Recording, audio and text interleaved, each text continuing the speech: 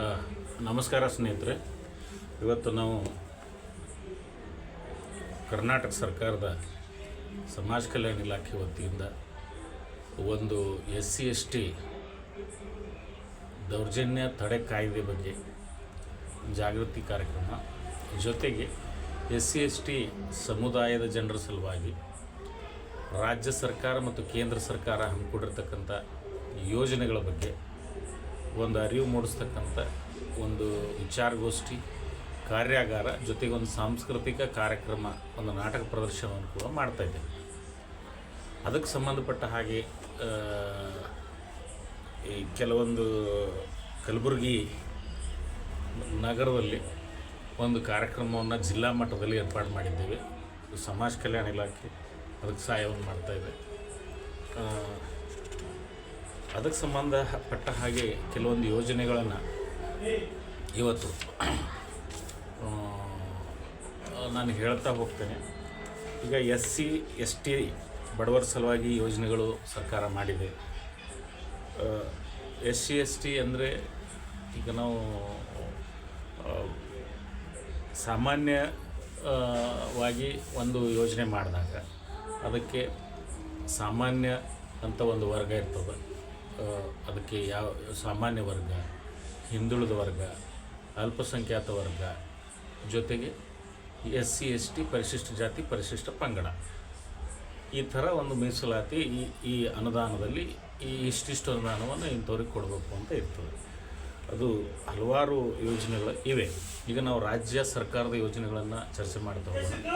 ಅದಕ್ಕೆ ಸಂಬಂಧಪಟ್ಟ ಹಾಗೆ ಮೊದಲಿಗೆ ನಾವು ನೋಡೋದಾದರೆ, ಇವತ್ತು SC/ST ಸಲುವಾಗಿ ಇರ್ತಕ್ಕಂಥ ಯೋಜನೆಗಳು ನಾವು ಹೇಳಕ್ಕೆ ಹೋದರೆ ಅದೊಂಥರ ಅಪೂರ್ಣ ಮಾಹಿತಿ ನೀಡಿದಾಗ. ಉದಾಹರಣೆಗೆ ಈಗ ನಾನೊಂದು ಯೋಜನೆ ಬಗ್ಗೆ ಹೇಳ್ತೀನಿ.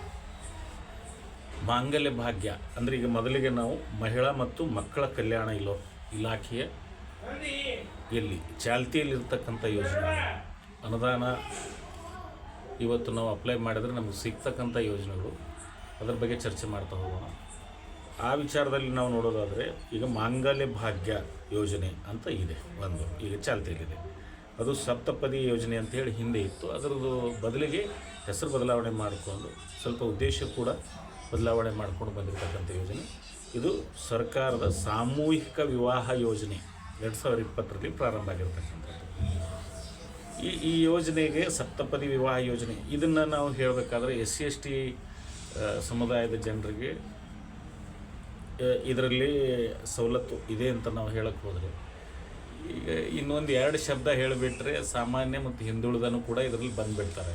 ಹಾಗಾಗಿ ಇದರಲ್ಲಿ SC/STವರೆಗೂ ಇದೆ ಅಂತ ಹೇಳ್ಬೋದು. ಸಾಮಾನ್ಯವಾಗಿ ವಿಶೇಷ ಘಟಕ ಅಂತ ಏನು ಯೋಜನೆ, SC/ST ಸಮುದಾಯದ ಬಡವರಿಗಾಗಿ ಏನು ಸರ್ಕಾರ ಒಂದು ಅನುದಾನವನ್ನು ನಿಗದಿಪಡಿಸಿ ಅವರಿಗೆ ಕೊಡಬೇಕು ಅಂತ ನಿಗದಿ ಮಾಡಿರ್ತಕ್ಕಂಥ ಅನುದಾನ ಬಿಟ್ಟು, ಸಾಮಾನ್ಯವಾಗಿ ಎಲ್ಲರಿಗೂ ಮಾಡಿರ್ತಕ್ಕಂಥ ಯೋಜನೆಗಳಲ್ಲಿ ಮೀಸಲಾತಿ ವ್ಯವಸ್ಥೆ, ಮೀಸಲಾತಿದು ಏನು ರೋಸ್ಟ್ರ್ ಇದೆ, ಅನುದಾನದ ಹಂಚಿಕೆ ಇದೆ, ಅದು ಕಂಪಲ್ಸರಿ ಇದ್ದೇ ಇರ್ತದೆ, ಕಡ್ಡಾಯವಾಗಿ ಇದ್ದೇ ಇರ್ತದೆ.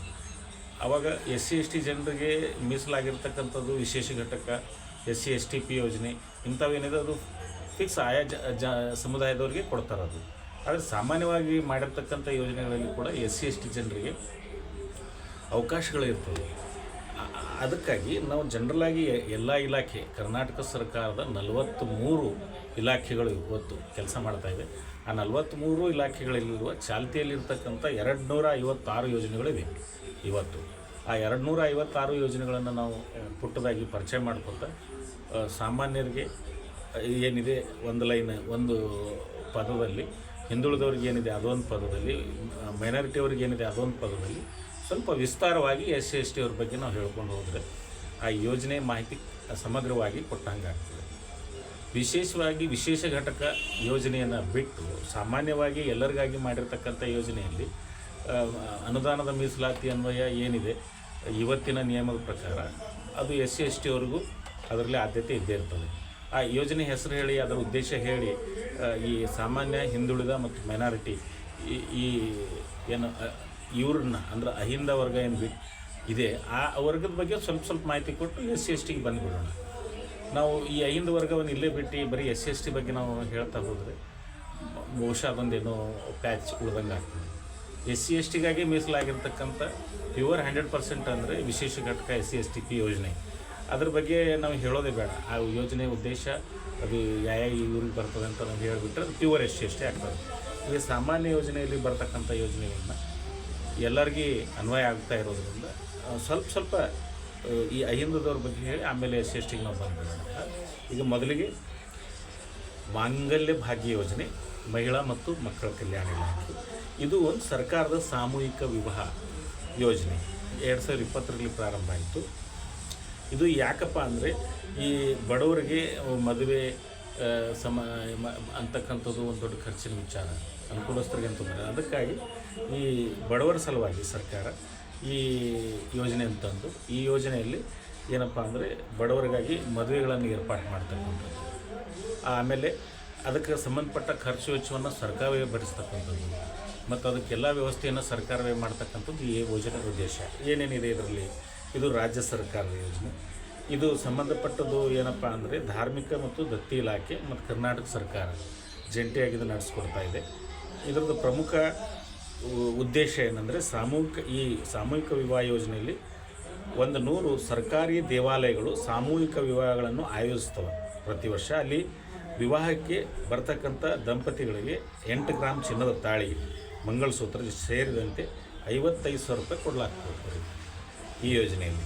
ಈ ಯೋಜನೆಯಡಿ ನೀಡುವ ಆರ್ಥಿಕ ಸಹಾಯ ತಗೊಳ್ಳಿಕ್ಕೆ ಆ ದಂಪತಿಗಳು ಸಂಘಟನಾ ಅಧಿಕಾರಿಗಳು ಸೂಚಿಸ್ತಿರ್ತಕ್ಕಂಥ ಮುಹೂರ್ತ ಮತ್ತು ದಿನಾಂಕ ಏನಿರ್ತದೆ ಆ ಸಮಯಕ್ಕೆ ನೋಂದಾವಣೆ ಮಾಡಿಕೊಳ್ಬೇಕು ಮತ್ತು ಮದುವೆ ಆಗಬೇಕು.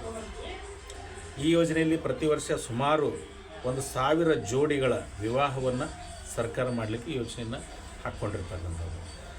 ಈ ಸಾಮೂಹಿಕ ವಿವಾಹಗಳು ಈ ಯೋಜನೆಗೆ ಆರ್ಥಿಕ ನೆರವು ರಾಜ್ಯದ ಧಾರ್ಮಿಕ ಮತ್ತು ದತ್ತಿ ಇಲಾಖೆ ಅಡಿಯಲ್ಲಿ ಕಾರ್ಯನಿರ್ವಹಿಸುತ್ತಿರುವ ಮುಜರಾಯಿ ದೇವಸ್ಥಾನಗಳಿಂದ ಅಲ್ಲಿ ಪ್ರಾಯೋಜಿಸಲ್ಪಟ್ಟಿರ್ತವೆ.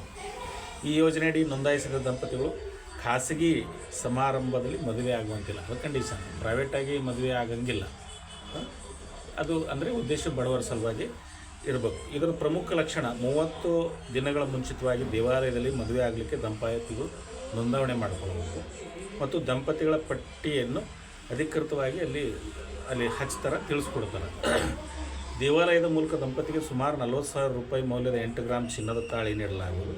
ಯೋಜನೆಯ ಪ್ರಯೋಜನ ಏನಪ್ಪ ಅಂದರೆ ಒಟ್ಟು ಮೊತ್ತದಲ್ಲಿ ರೂಪಾಯಿ 55,000 ಮೌಲ್ಯದ ಮಂಗಳಸೂತ್ರವನ್ನು ವಧುವಿಗೆ ನೀಡಲಾಗ್ತದೆ. ವರನಿಗೆ ಧೋತಿ, ಶರ್ಟು, ಮದುವೆಗೆ ನಿಗದಿಪಡಿಸಿದ 5,000 ರೂಪಾಯಿ ನಗದು, ವಧುವಿಗೆ ಮಂಗಳ ಸೂತ್ರ, ಸೀರೆ 1,000 ರೂಪಾಯಿ ನಗದು ಮತ್ತು 8 ಗ್ರಾಮ್ ಚಿನ್ನ ಏನಪ್ಪ ಅಂದ್ರೆ ಕೊಡ್ತಾರೆ. ಮಕ್ಕಳ ಮದುವೆಗಾಗಿ ಸಾಲ ಮಾಡುವ ಪೋಷಕರ ಹೊರೆಯನ್ನು ಕಡಿಮೆ ಮಾಡ್ತದೆ ಈ ಯೋಜನೆ ಅಂತ. ಮತ್ತು ಭಾರಿ ಹಣ ಖರ್ಚು ಮಾಡಿ ಮದುವೆ ಮಾಡ್ತಕ್ಕಂಥ ಒಂದು ಪ್ರವೃತ್ತಿಗೆ ಪೂರ್ಣ ವಿರಾಮ ಹಾಕಲಿಕ್ಕೂ ಕೂಡ ಇದು ಸಹಾಯ ಮಾಡ್ತದೆ ಅಂತ ಯೋಜನೆಯಲ್ಲಿ ಹೇಳಲಾಗಿದೆ. ಆಮೇಲೆ ಜೊತೆಗೆ ವಧುವರರ ಬಂಧುಗಳಿಗೆ ಊಟೋಪಚಾರದ ವ್ಯವಸ್ಥೆಯನ್ನು ದೇವಾಲಯದ ಆಡಳಿತ ಮಂಡಳಿ ಮಾಡ್ತವೆ. ಈ ಯೋಜನೆಯಲ್ಲಿ ಇದೀಗ ಎಲ್ಲ ಎ ಮತ್ತು ಬಿ ಗ್ರೇಡ್ ದೇವಾಲಯಗಳು ವಿಸ್ತರಿಸಲು ನಿರ್ಧರಿಸಲಾಗಿದೆ. ಈ ಯೋಜನೆಯಡಿ ಕೈಗೊಳ್ಳುವ ಸಾಮೂಹಿಕ ವಿವಾಹಕ್ಕೆ ತಗುಲುವ ವೆಚ್ಚವನ್ನು ದೇವಾಲಯದ ನಿಧಿಯಿಂದಲೇ ಭರಿಸಲಾಗ್ತದೆ. ಒಂದೊಮ್ಮೆ ಕಾರ್ಯಕ್ರಮ ನಡೆಸಲಿಕ್ಕೆ ಸದರಿ ದೇವಾಲಯದಿಂದ ಸಾಧ್ಯವಾಗದೇ ಇದ್ದಾಗ ವಿವಾಹಕ್ಕತಕ್ಕಂಥ ವಧುವರರಿಗೆ ನೀಡುವ ಪ್ರೋತ್ಸಾಹಧನದ ಆರ್ಥಿಕ ಸಹಾಯವನ್ನು ಇಲಾಖೆಯು ಸಾಮಾನ್ಯ ಸಂಗ್ರಹಣಾ ನಿಧಿಯಿಂದ ಭರಿಸಲಾಗ್ತದೆ. ಆಮೇಲೆ ಏನಪ್ಪ ಅಂದರೆ ವರ್ಗವಾರು ದೇವಾಲಯಗಳ ಸಂಖ್ಯೆ ರಾಜ್ಯದಲ್ಲಿ ಮುಜರಾಯಿ ಇಲಾಖೆ ವ್ಯಾಪ್ತಿಯಡಿ 34,565 ದೇವಾಲಯಗಳು ಇರ್ತವೆ. 25 ಲಕ್ಷಕ್ಕೂ ಹೆಚ್ಚು ಆದಾಯವಿರತಕ್ಕಂಥ ದೇವಾಲಯಗಳನ್ನು ಎ ಗ್ರೇಡ್, 5 ಲಕ್ಷ ರೂಪಾಯಿಗಿಂತ ಮೇಲ್ಪಟ್ಟು ಮತ್ತು 25 ಲಕ್ಷಕ್ಕಿಂತ ಕಡಿಮೆ ಆದಾಯ ಇರುವ ದೇವಾಲಯಗಳು ಬಿ ಗ್ರೇಡ್ ಅಂತ, 5 ಲಕ್ಷಕ್ಕಿಂತ ಕಡಿಮೆ ಆದಾಯ ಇರುವ ದೇವಾಲಯಗಳನ್ನು ಸಿ ಗ್ರೇಡ್ ದೇವಾಲಯಗಳು ಅಂತ ವರ್ಗೀಕರಣ ಮಾಡಲಾಗಿರ್ತದೆ. ರಾಜ್ಯದ ಬೊಕ್ಕಸಕ್ಕೆ 25 ಲಕ್ಷ ರೂಪಾಯಿ ಹೆಚ್ಚಿನ ಆದಾಯ ತರುವ ಎ ಗ್ರೇಡ್ ದೇವಾಲಯಗಳು 205 ನಮ್ಮ ರಾಜ್ಯದಲ್ಲಿವೆ. 193 ಬಿ ಗ್ರೇಡ್ ದೇವಾಲಯಗಳಿವೆ. ಉಳಿದಂತೆ 34,105 ಸಿ ಗ್ರೇಡ್ ದೇವಾಲಯಗಳಿವೆ ಎಂದು ಮುಜರಾಯಿ ಇಲಾಖೆ ಅಧಿಕಾರಿಗಳ ಒಂದು ದಾಖಲಾತಿ ಹೇಳ್ತಾರೆ. ಅರ್ಹತಾ ಮಾನದಂಡ ಏನಪ್ಪ ಅಂದರೆ ಯೋಜನೆಗೆ ಅರ್ಜಿ ಸಲ್ಲಿಸುವ ಅರ್ಜಿದಾರರು ಕರ್ನಾಟಕದ ಖಾಯಂ ನಿವಾಸಿಯಾಗಿರಬೇಕು. ಪಟ್ಟಿಯಲ್ಲಿರುವ ದೇವಾಲಯಗಳಿಗೆ ಮಾತ್ರ ಸರ್ಕಾರ ಅನುಮತಿ ನೀಡುತ್ತೆ. ಅಂದರೆ ಬೇರೆ ಕಡೆ ನಾವು ಮದುವೆ ಆಗ್ತೀನಿ ಅಂದರೆ ಇಲ್ಲ, ಅಲ್ಲಿ ಏನು ಲಿಸ್ಟ್ ಇದೆ ಅದರ ಪ್ರಕಾರನೇ ಮಾಡಬೇಕು. ಹಣದ ಸಹಾಯ ಪಡೀಲಿಕ್ಕೆ ಹುಡುಗನ ಮತ್ತು ಹುಡುಗಿಯ ಪೋಷಕರು ಮದುವೆ ಸಮಾರಂಭಕ್ಕೆ ಹಾಜರಾಗಬೇಕು. ಪೋಷಕರ ಇಚ್ಛೆಯಂತೆ ಮದುವೆ ಆಗುವ ಹಾಗೂ ಯೋಜನೆಗೆ ಅರ್ಹವಾದ ಅರ್ಜಿದಾರರು ಮಾತ್ರ